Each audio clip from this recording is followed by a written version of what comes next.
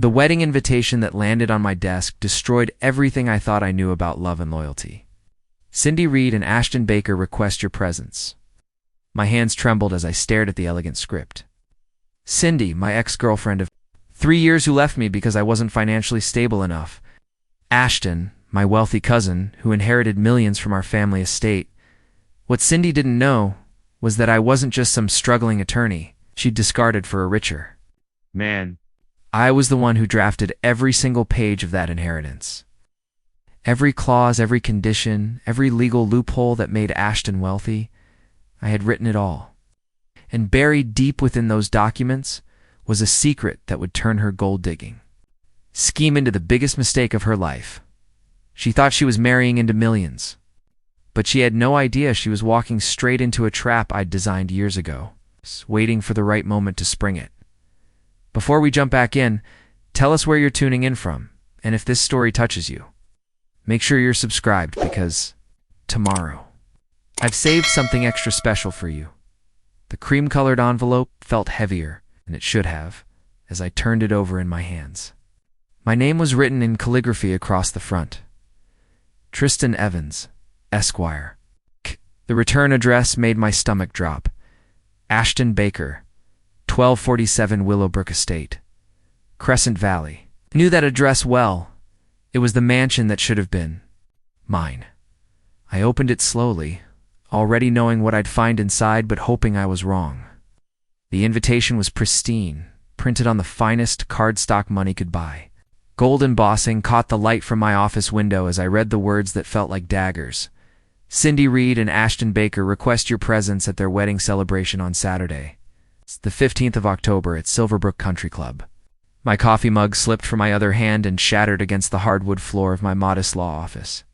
The sound echoed through the small space like a gunshot. Black coffee spread across legal briefs and case files, but I couldn't move to clean it up. Just sat there, staring at the invitation, feeling my world tilt off its axis. Cindy Reed, the woman who'd shared my bed for 3 years, the woman who'd promised to stand by me through thick and thin, the woman who'd walked out of my apartment 6 months ago with tears in her eyes, claiming she needed someone more established and couldn't wait for me to figure out my career. Ashton Baker, my cousin, the golden boy who'd never worked a day in his life but lived in luxury thanks to our Gret-Tunkle's inheritance, the same inheritance that should have been split between us, but wasn't. Thanks to a will I knew better than anyone because I'd written every single word of it. The irony was suffocating. While Cindy thought she was upgrading to a richer man, she had no idea that the struggling attorney she'd abandoned was the architect of her new fiancé's entire fortune. I had drafted the will that made Ashton wealthy. I had structured the trust that gave him access to millions. And most importantly, I had included clauses that could take it all away. My phone buzzed with a text message. I glanced down and saw it was from my assistant, Rebecca. Mr. Evans, there's a woman here claiming to be your ex-girlfriend. She says she needs to speak with you urgently about a legal matter. Should I send her in? My blood turned to ice. Was here. Cindy was actually here, probably wanting to rub her engagement in my face, or worse. Ask me to handle some legal paperwork for her upcoming marriage to my cousin. The audacity was breathtaking. Send her in, I texted back. Then quickly swept the broken coffee mug pieces into my trash can and dabbed at the spilled coffee with tissues. I needed to look composed, professional. I couldn't let her see how much. This was destroying me. The door to my office opened, and there she was. Cindy looked exactly the same as she had 6 months ago when she walked out of my life. Auburn hair cascading over her shoulders. Green eyes that used to look at me with love but now held something else entirely. She wore a designer dress that probably cost more than my monthly rent, and a diamond ring on her left hand that caught the afternoon light streaming through my window. "Hello, Tristan," she said softly, closing the door behind her. Her voice had that same sweet quality that used to make my heart race, but now it made my skin crawl. "Cindy," I replied, keeping my voice steady as I gestured to the chair across from my desk. "Congratulations on your engagement. I got your invitation." She sat down and smoothed her dress, avoiding my eyes. "Thank you. That's actually why I'm here. I need your help with something legal, and you're the only attorney I trust." The word trust coming from her mouth was like a slap in the face. "What kind of legal matter?" "It's about Ashton's inheritance," she said, finally looking directly at me.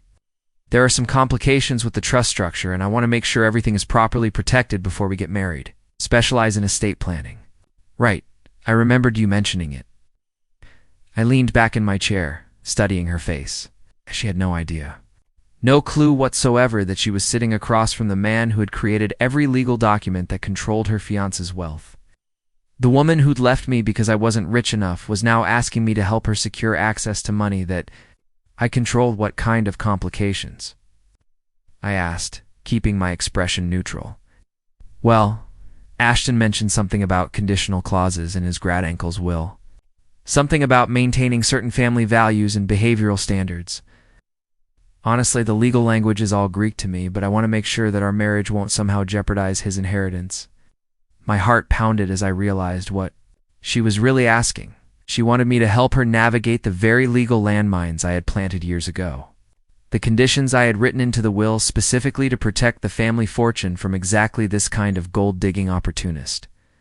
"I see," I said carefully. "And Ashton sent you to discuss this with me instead of coming himself?"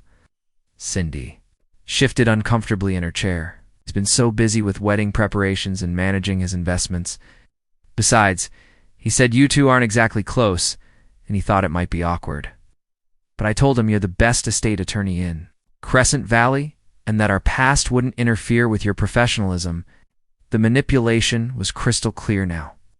She was using our history to get information that could help her secure millions of dollars that didn't belong to her. She thought she could waltz into my office, flash that engagement ring, and get me to help her steal from my own family. "I'd be happy to review the documentation," I said with a smile that didn't reach my eyes. "But I'll need to see all the original trust documents and will provisions." "Can you have Ashton send them over?" "Actually," Cindy said, reaching into her purse, "I brought copies of everything. Ashton gave me access to all his important papers." She handed me a thick folder. "I was hoping you could review them today and let me know if there's anything we should be concerned about." As I took the folder from her hands, our fingers brushed for just a moment. Once, that touch would have sent electricity through my entire body. Now, it just filled me with disgust. She was handing me copies of documents I had written myself, asking me to find loopholes in my own work so she could exploit them. "I'll need some time to review these thoroughly," I said, setting the folder on my desk. "Estate law can be quite complex, and I want to make sure I don't miss anything important." "Of course," she said, standing up. "Take all the time you need. The wedding is still a few weeks away." She paused at my office door and turned back. "Tristan, I hope you know that despite everything that happened between us, I really do respect you as a lawyer. You're going to do great things someday." After she left, I sat alone in my office, staring at the folder containing the documents that would determine the course of 3 lives. She thought she was so clever, using me to secure her path to wealth. She had no idea she had just handed me the keys to her complete destruction. I opened the folder and began reading through. Photocopies of the will and trust documents I had drafted 3 years ago. Every clause, every condition, every carefully worded provision came flooding back to me. And there, buried in Section 12 of the Behavioral Requirements, was the clause that would change everything. The game was about to begin, and Cindy had just made the biggest mistake of her life. I met Cindy Reed on a rainy Thursday evening at Murphy's Pub in downtown Crescent Valley. I was celebrating a small victory in a personal injury case, drinking alone at the bar when she slid onto the stool next to me.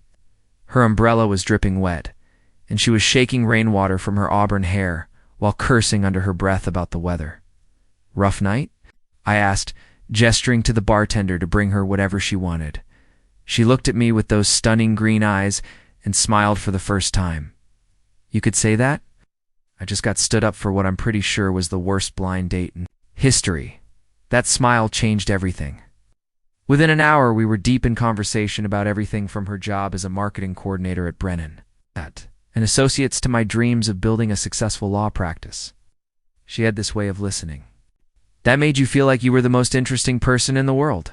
When she laughed at my jokes, it lit up the entire room. the entire room. Preparing and narrating this story took us a lot of time, so if you are enjoying it, subscribe to our channel. It means a lot to us. Now back to the story. So you're telling me you actually chose to become a lawyer? She teased. Like on purpose? Guilty as charged, I replied, raising my beer. Someone has to fight for the little guy. That's actually really admirable, she said, and I could tell she meant it.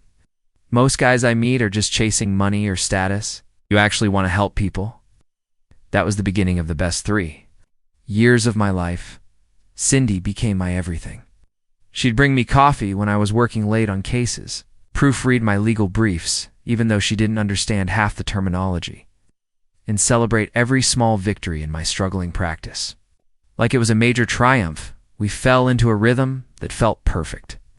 Friday night dinners at Romano's Italian kitchen, weekend hiking trips to Cascade Falls, lazy Sunday mornings, reading the newspaper in bed while she made her famous blueberry pancakes. She had this way of making my tiny one-bedroom apartment feel like the most luxurious place on earth just by being there. I remember the night I first told her I loved her. We were walking along Harbor Bridge after seeing a movie at the old Paramount Theater. The city lights reflected off the water below, and she was wearing this yellow sundress that made her look like sunshine itself. Tristan, she said suddenly. Stopping in the middle of the bridge. Do you ever think about the future? Like really think about it? All the time, I replied. Why? I just want you to know that whatever happens, wherever your career takes you, I want to be there. You make me believe in good things again. That's when I knew I wanted to marry her. I started saving money for a ring, looking at apartments we could afford together, imagining what our life would look like as we both built our careers. She talked about wanting a small wedding, maybe at the Botanical Gardens in Spring Valley, with just close friends and family. But as my law practice continued to struggle, I started noticing small changes. Comments about other couples we knew, who were doing better financially. Suggestions that maybe I should consider joining a larger firm instead of trying to make it on my own. Questions about my family's wealth and why I wasn't accessing any inheritance money. I thought your family had money, she said one evening as we split a pizza, because it was all I could afford after paying office rent. Doesn't your cousin Ashton live in that massive estate in Willowbrook? It's complicated, I explained. Inheritance comes with strings attached. I'd rather build something myself than rely on family money. She nodded and smiled, but I caught something in her expression that hadn't been there before. Disappointment, maybe, or calculation. The truth was, I could have accessed millions if I wanted to. I was the one who'd structured the trust that controlled our Gretunkle's estate. I knew every loophole, every provision, every way to tap into those funds. But I also knew that money came with expectations and obligations that would change who I was as a person. I wanted to succeed on my own merit, not because of family wealth. Cindy didn't understand that choice. Over time, it became a source of tension between us. She started working late more often, going out with coworkers instead of spending evenings with me. When I suggested we move in together to save money, she said she wasn't ready for that kind of commitment. The beginning of the end came on a Friday night in March. I had just lost a major case that I'd been working on for months. My client couldn't pay the full fee we'd agreed upon. I came home exhausted and discouraged, ready to collapse into Cindy's arms and forget about the disappointments of the day. Instead, I found her packing clothes into an overnight bag. Where are you going? I asked. Sarah's having a girls' weekend in the city, she said without looking up. I told you about it last week. I didn't remember her mentioning it, but my memory had been fuzzy lately from stress and long hours. Ken, we talk first. I had a really rough day, and I could use some support. She stopped packing and looked at me with an expression I'd never seen before. Cold. Distant. Tristan, I can't be your emotional support system every time your career hits a bump. Some of us have our own lives to live that hurt more than losing the case. Since when is wanting to talk to my girlfriend about a bad day asking too much? It happens every other week, she snapped. Do you know what it's like being with someone who's always struggling, always stressed about money, always talking about how hard everything is? I'm 27 years old. I'm going to enjoy my life. Not constantly worry about whether you can afford to take me to dinner. We fought for an hour. She accused me of being unmotivated and settling for mediocrity. I accused her of being shallow and caring more about money than our relationship. Both of us said things we couldn't take back. She left for her girls' weekend and didn't come back. For 2 weeks, I heard nothing. No calls, no texts, no explanation. Then she showed up at my apartment on a Tuesday night with tears in her eyes and a prepared speech. "I've been thinking about us," she began, "and I realize we want different things. You're content with your little law practice and your modest lifestyle, but I need more than that. I need security. I need someone who's ambitious enough to want the best things in life. So this is about money," I said. "It's not just about money, Tristan. It's about drive. It's about not being satisfied with just getting by. I met someone who understands that." The betrayal hit me like a physical blow. "You met someone. His name's James. He works in finance. He owns his own firm, and he's already talking about marriage and buying a house in Elmwood Heights." I stared at her, trying to process what I was hearing. "You're leaving me for someone with more money." "I'm leaving you because we're incompatible," she said. But we both knew the truth. She was gone within an hour, taking the last 3 years of my life with her. I spent the next month in a haze of whiskey and self-pity, questioning every choice I'd ever made. Maybe she was right. Maybe I was settling for mediocrity. Maybe I should have tapped into the family money and given her the lifestyle she wanted. But then I remembered why I'd chosen to build something myself. I remembered the values my parents had taught me about earning your way in the world. And I remembered the clauses I'd written into that inheritance will clauses, specifically designed to protect the family fortune from people exactly like Cindy. 6 months later, she was engaged to my cousin Ashton, not some finance guy named James. She'd traded up again, this time landing the biggest prize of all, the Baker family inheritance that I controlled. The woman who'd left me for not being wealthy enough was about to marry into millions that I could take away with a single legal motion. The irony was almost too perfect to believe.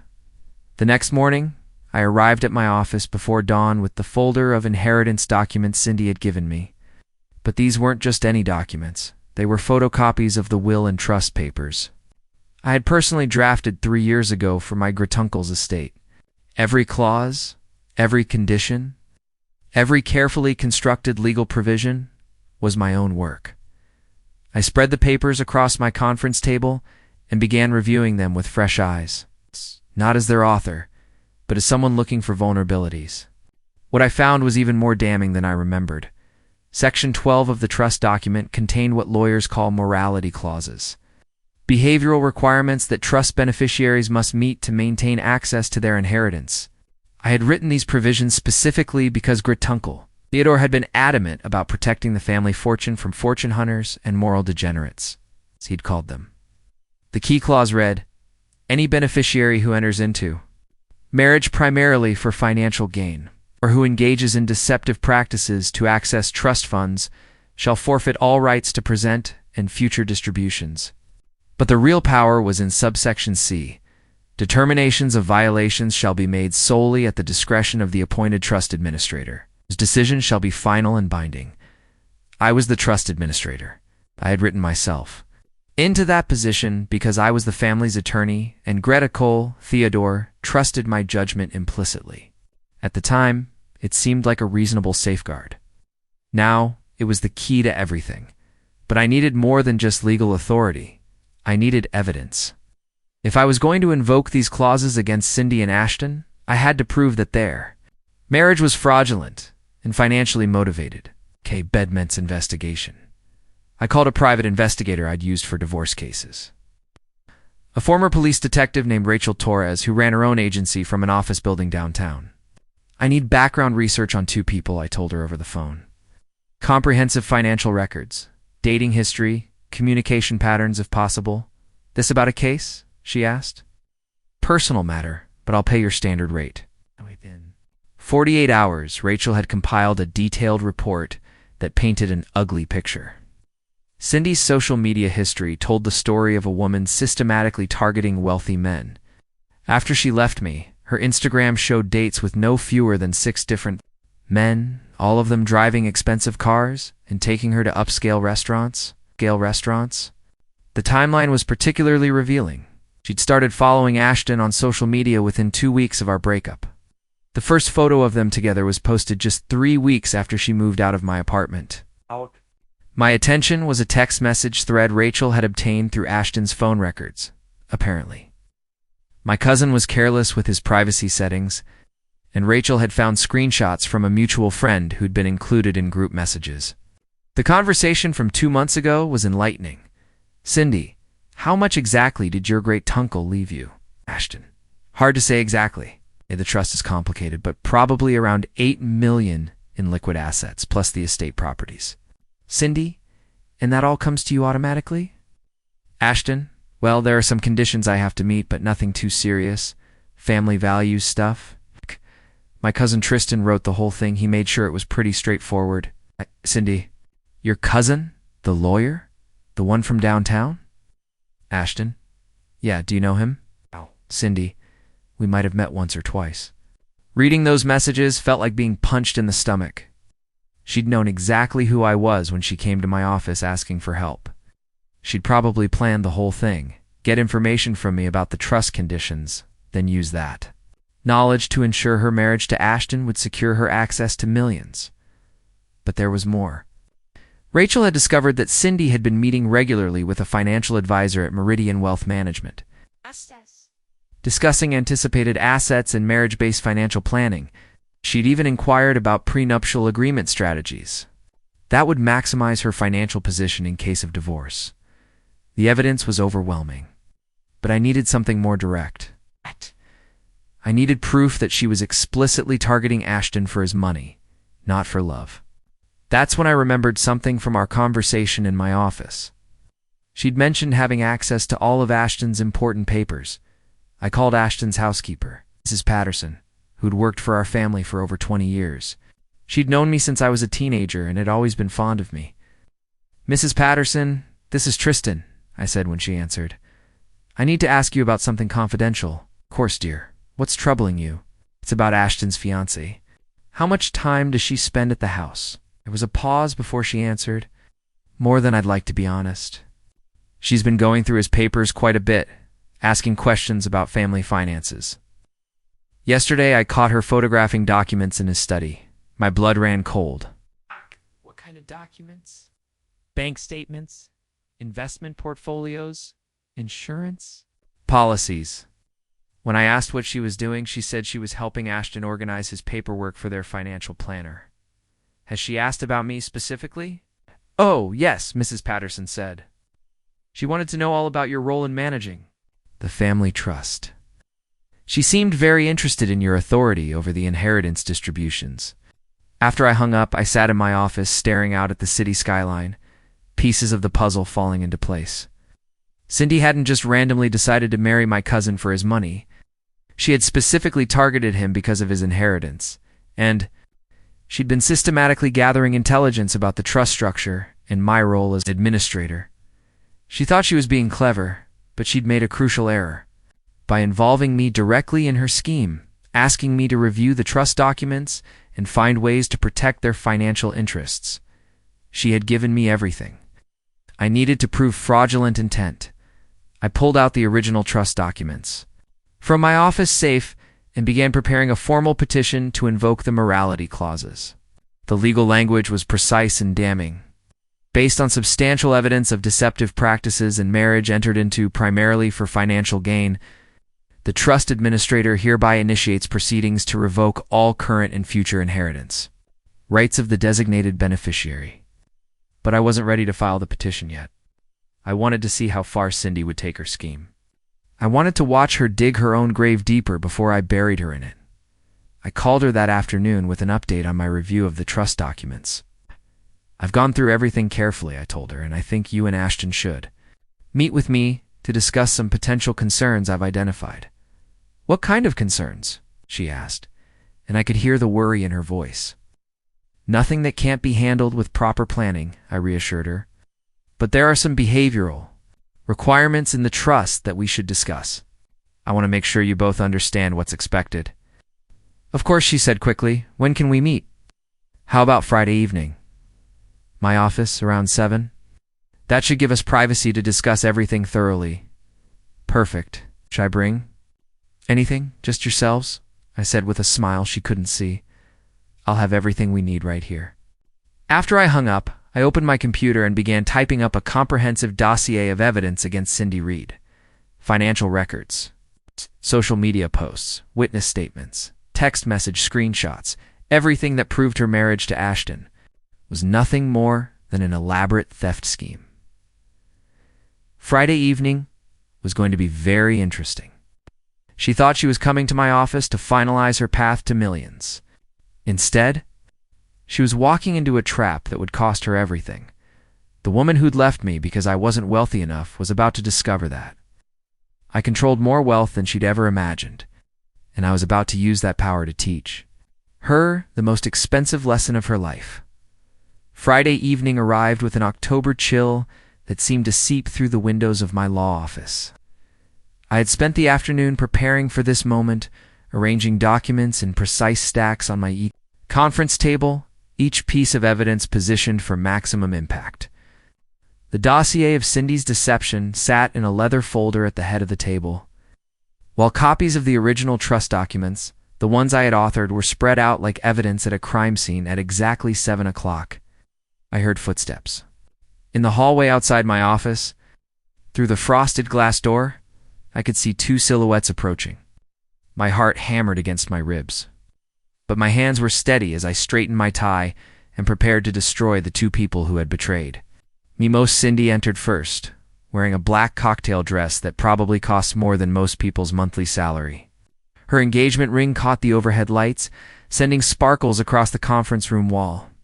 Behind her came Ashton, my cousin, dressed in a tailored suit that screamed old money and unearned privilege. Tristan, Ashton said with that fake warmth he'd perfected over the years. Thanks for meeting with us on such short notice. Cindy said you found some concerns with the trust documentation. Please, sit down, I said, gesturing to the chairs across from me. We have quite a bit to discuss.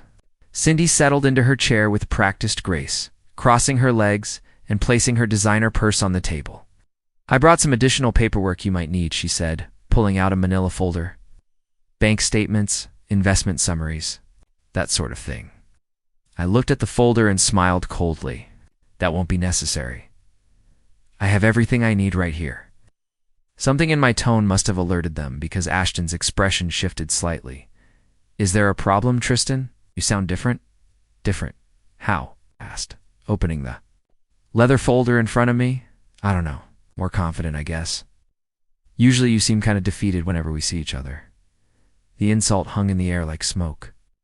Usually comments like that from Ashton would have stung, reminders of how the family saw me as the struggling relative who couldn't make it on his own. Tonight, they just fueled my resolve. You know what's interesting about trust law, Ashton? Said, pulling out the first document. The person who drafts the trust holds tremendous power over how it's interpreted and enforced. Slightly. That makes sense. That's why we wanted the best attorney we could find to review everything. The best attorney, I repeated, savoring the words. Tell me, Cindy, do you remember our conversation when you brought me these documents? You said Ashton thought it might be awkward for him to meet with me directly because we aren't exactly close. That's right, she said, glancing at Ashton uncertainly. But you told him I was the best estate attorney in Crescent Valley. You are, she said, though her voice carried less conviction now. I stood up and walked to the window, looking out at the city lights below. Here's what I find fascinating. You came to me, claiming you barely knew who I was, asking me to help you navigate the legal complexities of your fiancé's inheritance. But according to my investigation, you knew exactly who I was long before you walked into this office. The temperature in the room seemed to drop 10 degrees. Cindy's face went pale, and Ashton shifted uncomfortably in his chair. Investigation? Ashton asked. What kind of investigation?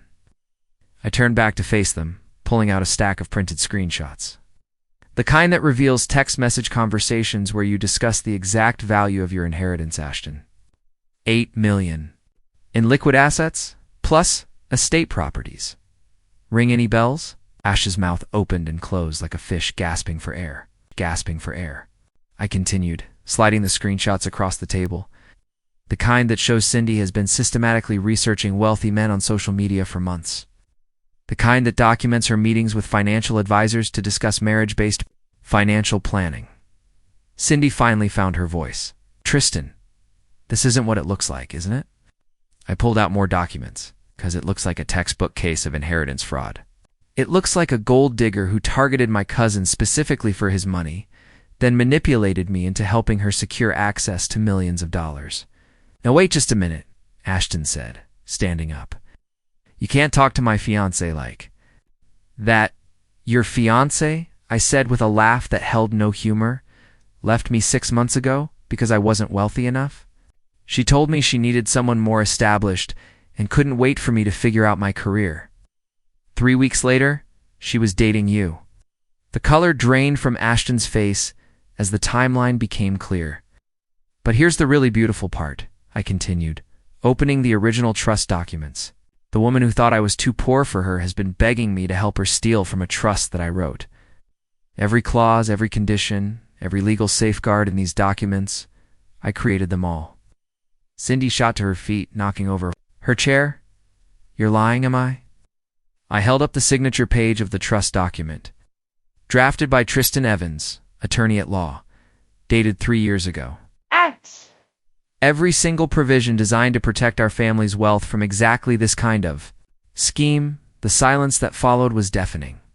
Cindy stared at the documents as if they might change before her eyes. Ashton looked like he'd been slapped. You see, I said, returning to my seat, Gretuncle Theodore was very concerned about fortune hunters. So concerned, in fact, that he insisted on including what we call morality clauses in the trust structure. Behavioral requirements that beneficiaries must meet to maintain access to their inheritance. I pulled out the relevant section and read aloud, any beneficiary who enters into marriage primarily for financial gain, or who engages in deceptive practices to access trust funds, shall forfeit all rights to present and future distributions. Cindy grabbed the edge of the table for support. You can't prove that our relationship is about money, can't I? I gestured to the evidence spread across the table. Social media posts, financial planning meetings, witness testimony from Mrs. Patterson about you photographing confidential documents, text messages discussing inheritance values before you'd even had a second date. Ashton finally found his voice. Tristan, we can work something out. We're family. Family, I repeated, tasting the bitterness of the word. Where was family loyalty when you were celebrating your engagement to my ex-girlfriend? Where was family when you let her pump you for information about the trust I created? I stood up and walked to my office safe, retrieving one final document. This is a formal petition to invoke the morality clauses of the Baker Family Trust. As the appointed trust administrator, I have the authority to make determinations about beneficiary compliance. The petition landed on the table with a soft thud that sounded like a judge's gavel. Effective immediately, all current and future distributions from the trust are suspended, pending a formal review of beneficiary conduct. The review will take into account all evidence of deceptive practices and fraudulent marriage arrangements. Cindy was crying now, mascara running down her cheeks in black streaks. Please, Tristan, don't do this. But I wasn't finished. The beautiful irony is that you both came here tonight asking me to help you secure millions of dollars. Instead, you've just lost everything. The legal petition I filed that night was just the beginning. Over the next 2 weeks, I dismantled every aspect of the life Cindy thought she was building with my cousin. What she didn't understand was that controlling a family trust meant controlling far more than just money. It meant controlling access to an entire social and financial ecosystem that the Baker family had built over generations. The first domino to fall was Ashton's credit. As trust administrator, I had the authority to freeze all distributions immediately upon filing the morality clause violation. Within 48 hours, his platinum credit cards were declined at the upscale restaurants where he'd been taking Cindy, his membership at Silverbrook Country Club. The same venue where they'd planned their wedding reception was suspended when automatic payments bounced. I received a frantic phone call from Ashton on Tuesday morning. Tristan, you have to reverse this. My mortgage payment was rejected. The bank is calling asking about my financial status. The trust review process takes time, Ashton, I replied calmly from my office. These things have to be handled properly through legal channels. Legal channels? His voice cracked with desperation. We're talking about my house, my entire life. Should have considered that before engaging in fraudulent marriage arrangements. I said, then hung up. But the financial pressure was only part of my strategy. I had also sent copies of my evidence dossier to key members of Crescent Valley's social elite, the country club board, the charity committee where Cindy had been angling for position, the investment firm that managed Ashton's non-trust assets. Within days, invitations to social events began drying up. The wedding venue called to discuss payment concerns. Cindy's new friends from the Wealthy Wives luncheon group suddenly became unavailable for their planned shopping trips. The private investigator, Rachel Torres, continued feeding me intelligence about their increasingly desperate situation. Ashton had started liquidating personal assets, his vintage car collection, his art pieces, even jewelry that had been family heirlooms. Cindy, meanwhile, had been making frantic phone calls to her financial advisor, trying to understand how her carefully planned marriage could have fallen apart so completely. She's been crying in coffee shops around town, Rachel reported during one of our check-ins. According to my sources, she's telling people you're obsessed with her and abusing your legal authority out of jealousy. I smiled grimly. Let her spin whatever story she wants. The evidence speaks for itself. The most satisfying development came when Mrs. Patterson called me with an update from the Willowbrook estate. Master Tristan, I thought you should know that Miss Reed has been going through the house looking for valuable items she can take. Yesterday I caught her trying to remove a painting from the study. What did you tell her? I informed her that all artwork and furnishings belong to the trust, and that removing them without authorization would constitute theft. Mrs. Patterson's voice held a note of satisfaction. She became quite hysterical and accused me of conspiring. With you against her. How is Ashton handling everything? Not well, I'm afraid. He's been drinking heavily and making quite a scene. Yesterday he threw a glass at the wall and shouted about how you've ruined his life.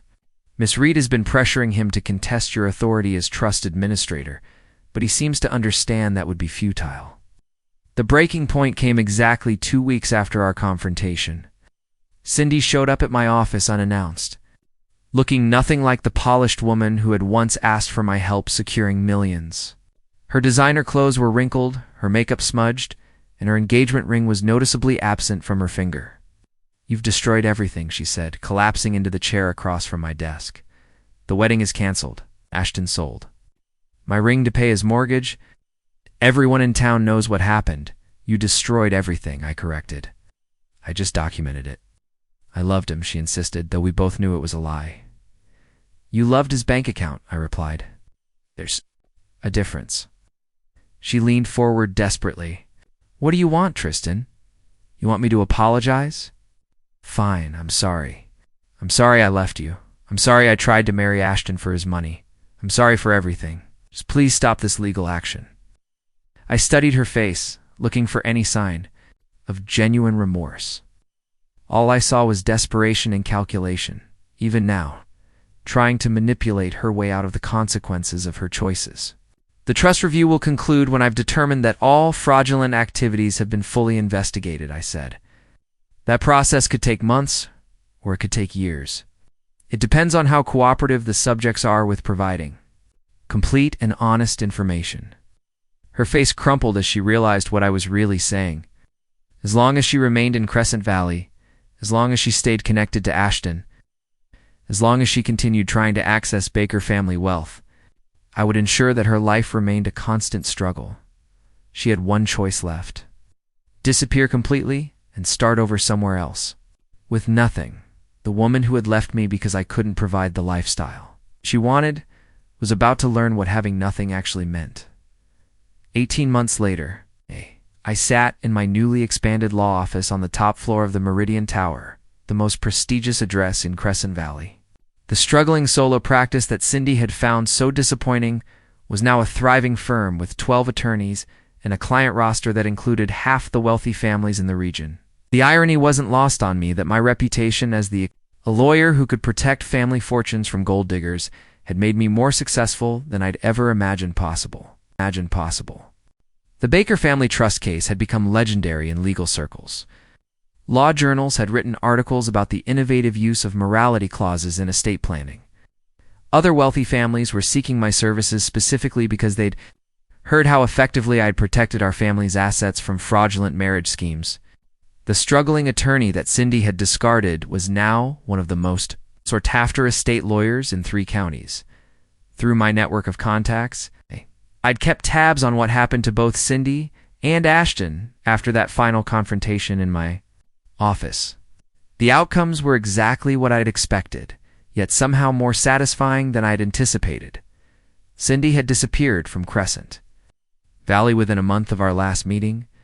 According to Rachel Torres, who'd continued monitoring the situation, she'd moved back to her hometown of Millbrook, a small industrial city about 300 miles north. She was working as a receptionist at a dental office and living in a 1-bedroom apartment above a laundromat. Her social media presence, once filled with photos of expensive dinners and designer handbags, had gone completely dark. But the most telling detail came from a mutual acquaintance who'd run into her at a grocery store 6 months ago.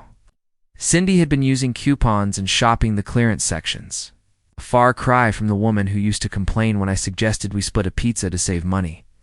When asked about her engagement to Ashton, she'd claimed it was just a misunderstanding. That got blown out of proportion. The transformation was complete. The woman who'd left me because she needed someone more established was now living the exact kind of modest lifestyle she'd rejected when we were together. The difference was, she was living it alone, with no one to share the struggles or celebrate. The small victories Ashton's downfall had been even more dramatic. Without access to the trust funds, he'd been forced to sell the Willowbrook estate to pay off debts and mounting legal fees from his failed attempts to challenge my authority. As trust administrator, he'd moved into a modest townhouse in the suburbs and taken a job at a mid-level investment firm, earning in a year what he used to spend on a single weekend in the city. The most poetic justice came when I learned he'd started dating again. A kindergarten teacher named Sarah, who drove a 10-year-old Honda and lived in a tiny apartment near the elementary school where she worked. According to Mrs. Patterson, who still kept in touch, despite no longer working for our family, Ashton seemed genuinely happy for the first time in years. Apparently, being with someone who loved him for who he was, rather than what he had was a revelation. But the story's most unexpected twist had come just 2 months ago, when I received a handwritten letter forwarded through my old address. The return address showed it was from Cindy. Though I almost didn't recognize her handwriting, it was shaky, uncertain. Nothing like the confident script I remembered. The letter was 3 pages long, and reading it had stirred emotions, I thought. I'd buried completely. "Dear Tristan, I know I have no right to contact you after everything that happened. I know you probably don't want to hear from me, and I understand why. But I needed to write this letter, not because I expect forgiveness or because I want anything from you, but because I finally understand what I lost and what I did wrong. You were right about everything. I did target Ashton for his money. I did try to manipulate you into helping me secure access to wealth that wasn't mine. I did leave you because I thought I deserved a more luxurious life than what we had together. I was shallow, greedy, and cruel. I hurt the one person who truly loved me for who I was. Living here in Millbrook, working for minimum wage, struggling to pay rent on time. It's taught me what real financial stress feels like, but more than that, it's taught me what loneliness feels like. I had everything I thought I wanted with Ashton: money, status, social position, and I was miserable every single day. With you, sharing that tiny apartment and splitting pizza dinners, I was happier than I've been before or since. I'm not writing to ask for another chance. I know I destroyed any possibility of that when I chose greed over love. I'm not asking for forgiveness either, because I know some things can't be forgiven. I just wanted you to know that you were right to do what you did. You deserved every consequence. And you deserve justice for how I betrayed your trust and your love. I hope you found happiness, Tristan. Hope you've built the life you always dreamed of. and I hope you found someone who appreciates the incredible man you are. You deserved so much better than what I gave you. I'm sorry for everything." Cindy reading that letter had affected me more than I'd expected. There was no manipulation in it, no hidden agenda, just raw honesty and genuine regret. For the first time since this whole saga began, I felt something other than anger when I thought about her. I felt pity. But pity wasn't enough to change what had happened, and it certainly wasn't enough to undo the choices she'd made. Some bridges, once burned, can never be rebuilt. I'd thrown the letter away without responding. But it had made me reflect on the journey that had brought me to this point. The revenge I'd orchestrated had been perfectly legal and absolutely justified. But it had also changed me in ways I was still discovering. The shy, struggling lawyer who'd been devastated by betrayal had become someone harder, more calculating, more aware of people's true motivations. I was successful beyond my wildest dreams, but I was also more cynical about love and trust than I had ever been before. Every woman who showed interest in me now had to pass an unspoken test. Did she know about my wealth, or did she think I was just another working attorney? 3 weeks ago, I'd met someone who passed that test. Her name was Elena Martinez, and she was a public defender who worked in the courthouse where I filed most of my cases.